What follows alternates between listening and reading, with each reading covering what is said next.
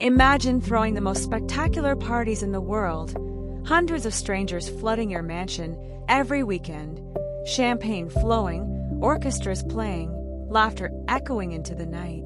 And then imagine that none of it is for you. Every single dollar spent, every guest invited, every light blazing from every window is for one person, one woman, across the bay.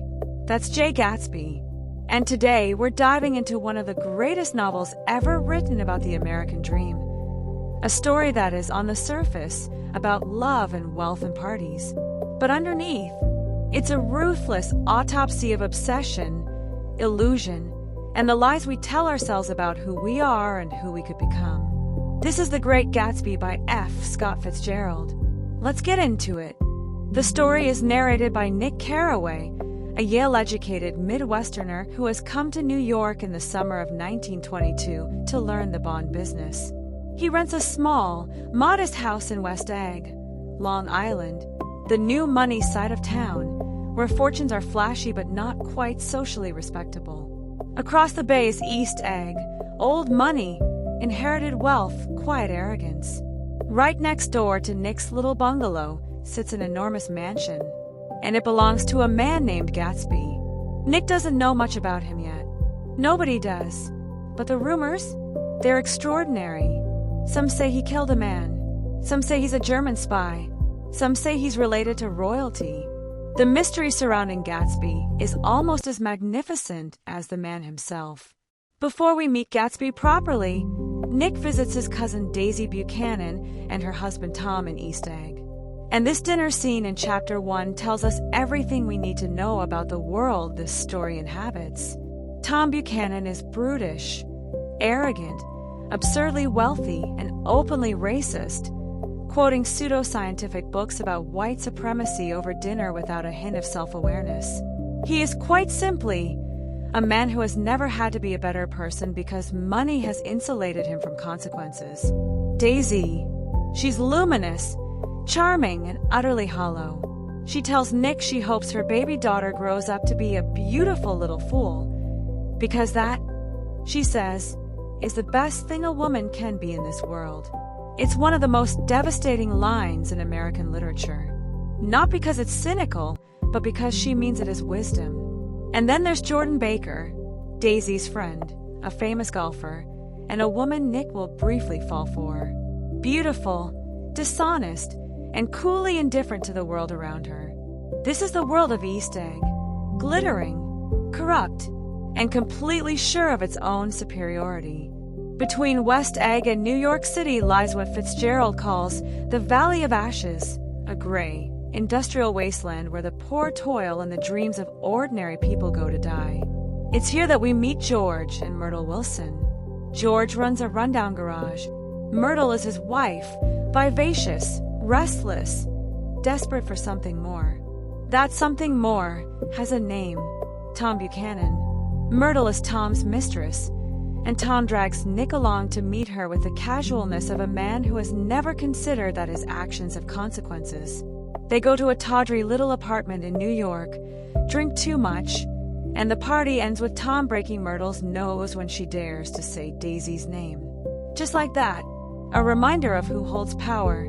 Watching over all of this, both literally and symbolically, are the faded, enormous eyes of Dr. T.J. Eckelberg on a crumbling billboard.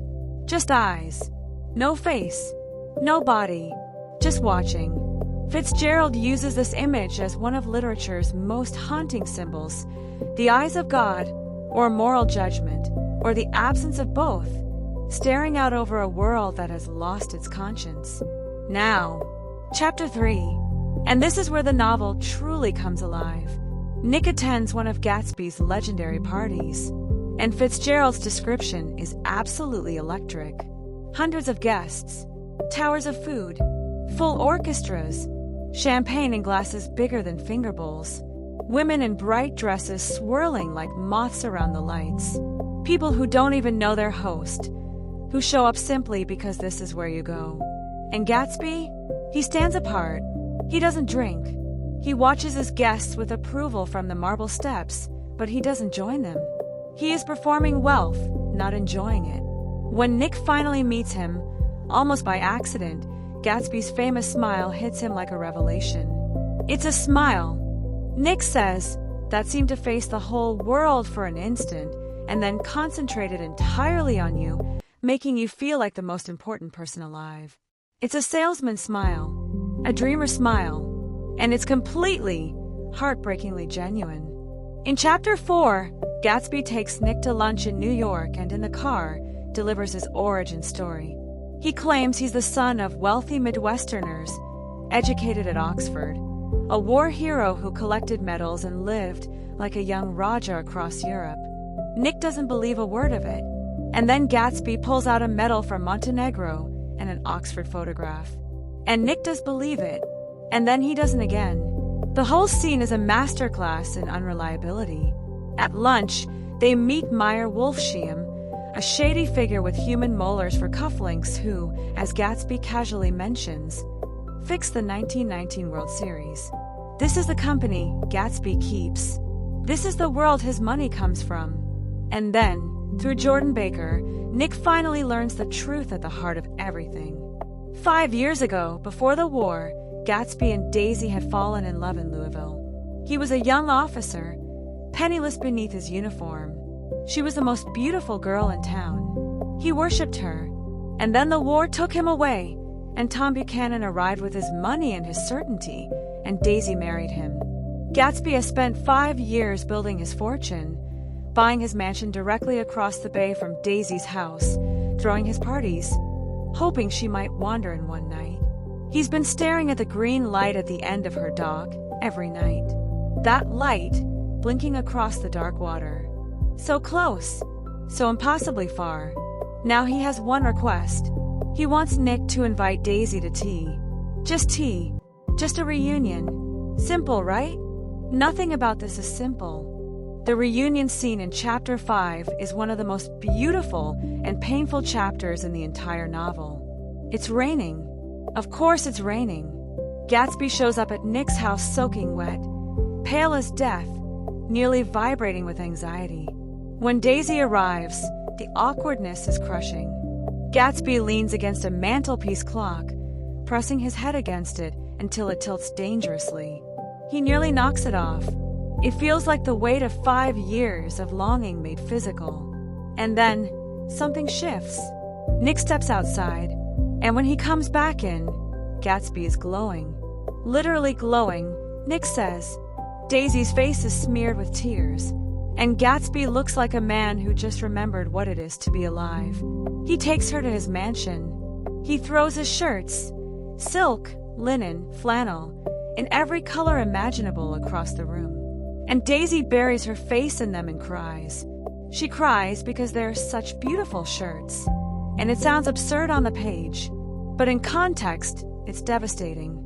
The shirts represent everything he's built for her. Every sacrifice, every crime, probably. And she is moved by the proof of it. But there's a quiet, devastating detail. Fitzgerald writes that as Gatsby looks at Daisy, something in him begins to fade. He'd waited so long, dreamed it so perfectly, and now that she's actually here, real and human and imperfect, she can't quite match the colossal dream he built around her. The green light across the bay, once a symbol of everything he was reaching for, is now just a green light. Chapter 6 gives us Gatsby's true origin story. His real name is James Gatz, born to poor farmers in North Dakota. At 17, he watched a millionaire's yacht sail into the lake where he stood on the shore, and he reinvented himself on the spot. Jay Gatsby was a self-creation, a character a 17-year-old boy wrote and then became. He worked for a wealthy man named Dan Cody, learned the ways of the rich, and eventually turned to crime, bootlegging and other business arrangements with Meyer Wolfsheim to fund the illusion. Fitzgerald is making a point here about the American dream itself. Gatsby didn't inherit his wealth. He manufactured it, from nothing, through sheer force of will and imagination. He believed in himself so completely that he became someone entirely new. And yet, the system is rigged. The truly wealthy, like Tom and Daisy, will always see through him. Old money can smell new money, and it sneers. Chapter 7 is where everything explodes. Tom has figured out that something is going on between Gatsby and Daisy. The group, Tom, Daisy, Nick, Gatsby, Jordan, all end up in a suite at the Plaza Hotel on the hottest day of the summer. The heat is almost a character itself, suffocating, claustrophobic, like a pressure cooker. And then Tom confronts Gatsby directly. He tears apart Gatsby's Oxford claim. He exposes his bootlegging. He says, basically, you're a nobody. You're a criminal dressed up in pink suits pretending to belong to a world you'll never enter. And Gatsby fires back. Daisy never loved Tom. She loves me. She's always loved me. Tell him, Daisy. Tell him. And Daisy falters. She can't say it. She tries, but she can't. Because the truth is more complicated than Gatsby's dream will allow. She did love Tom once. She loves Gatsby too. But she can't undo 5 years of marriage, a child, a life, for a man whose entire existence is built on a beautiful lie. This is the moment Gatsby's dream shatters. He just doesn't know it yet. On the drive home, with Daisy behind the wheel of Gatsby's yellow car, they pass through the Valley of Ashes. And Myrtle Wilson, who has spotted Tom in what she thinks is his car, runs out into the road. Daisy doesn't stop. Myrtle is killed instantly. Gatsby covers for Daisy. He tells Nick she was driving, but he'll say it was him. He spends the night outside the Buchanan house, watching to make sure Tom doesn't harm Daisy, standing vigil like a knight who hasn't yet been told the war is over. Inside the house, Nick peeks through a window. Tom and Daisy are sitting at the kitchen table, a plate of cold chicken between them, conspiring, comfortable, as if nothing happened. They were careless people, Nick will later say. They smashed up things and creatures, and then retreated back into their money. George Wilson, broken by grief and driven half-mad, has figured out that the yellow car belongs to Gatsby. What he doesn't know is that Daisy was driving. What Tom tells him, to protect himself, sets Wilson on a collision course. The next afternoon, Gatsby floats on an air mattress in his pool. He's been waiting all night for a call from Daisy that will never come. The summer is over. His gardener wants to drain the pool. Gatsby says no. He's never used it all summer.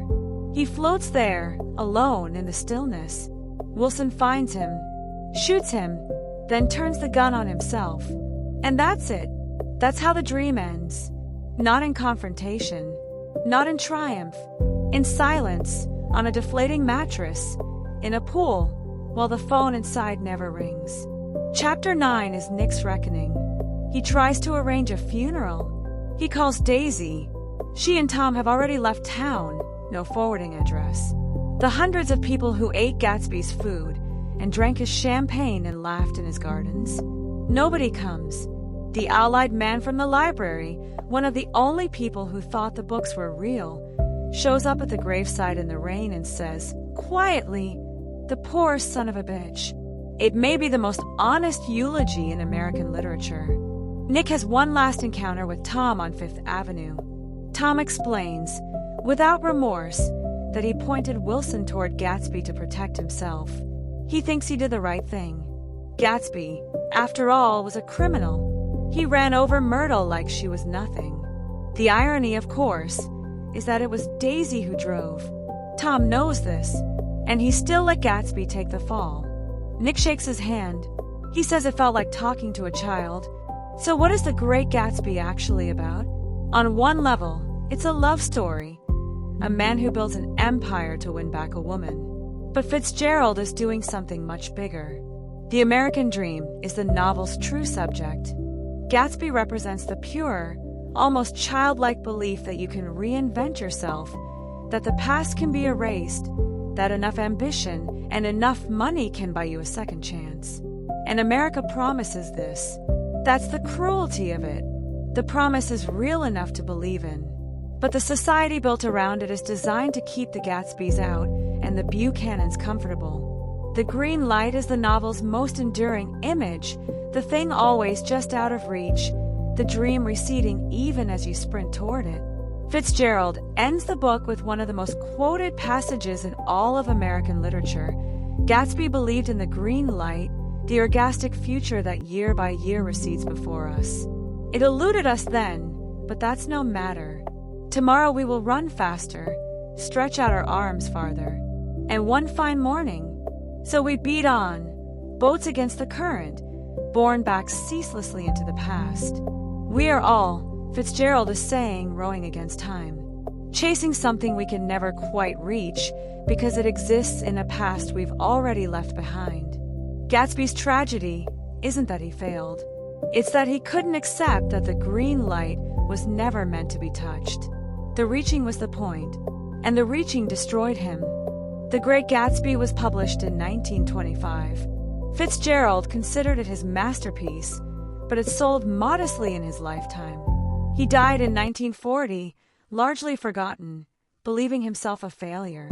Today, it's one of the best-selling novels in history, with tens of millions of copies in print. There's a certain Gatsby-ish irony in that. If you want to understand America, its beauty, its cruelty, its seductive and dangerous mythology, read this book. It's only 180 pages, but it will stay with you forever. If you enjoyed this video, like and subscribe for more book summaries every week. Leave a comment. What does the green light mean to you? I'll see you in the next one.